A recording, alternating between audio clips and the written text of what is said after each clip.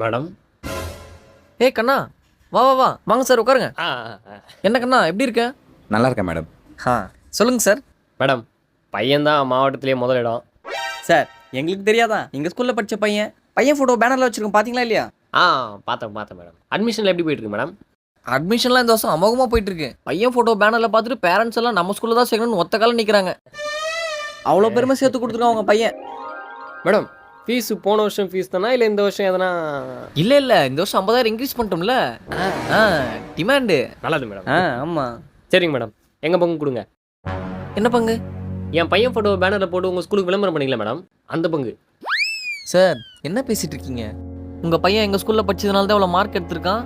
அதை நினச்சி பெருமை போடாமல் இங்கே வந்து பங்கு கேட்டுன்னு இருக்கீங்க. மேடம், இந்த ஸ்கூலில் படிக்கிற 5000 பேர் ஃபோட்டோ பேனரில் போடுறீங்க, என் பையன் ஃபோட்டோ தானே பேனரில் போடுறீங்க. மாவட்டத்திலேயே முதலிடம். ஒழுங்காக எங்கள் பங்கு கொடுங்க, இல்லை பேனர் எடுங்க. மேடம் மேடம் சைன் ஒன்று வாங்கணும். என்னது இது? DC madam. யாரோடது? கண்ணனுடையது. ஓ, டிசியை இன்னும் வாங்கலையா அவங்க? ஆமாம். ஓகே நான் பார்த்துக்கிறேன், நீங்கள் போங்க. டேய் எந்திர மேடம் முன்னாடி உட்காந்துற. சொல்லுங்கள் சார், ஏதோ பேசிட்டு இருந்தீங்க. மேடம், இல்லை மேடம், பையனை காலேஜ் சேர்க்க போகிறோம். எந்த காலேஜில் சேர்த்தா இதே மாதிரி பேனரில் வருவான்னு கேட்டு போகலான்னு வந்தேன் மேடம். நம்ம காலேஜ் ஒன்று இருக்கு, அங்கமாலி யூனிவர்சிட்டி, அங்கே சேர்த்து விட்ருங்க. Okay madam. ஆனால் அங்கே சேர்க்கணுன்னா டிசி கேட்பாங்கன்னு நினைக்கிறேன். டிசி வாங்க தான் மேடம். டிசி வேணுமா? சரி போயிட்டு நாளைக்கு வாங்க.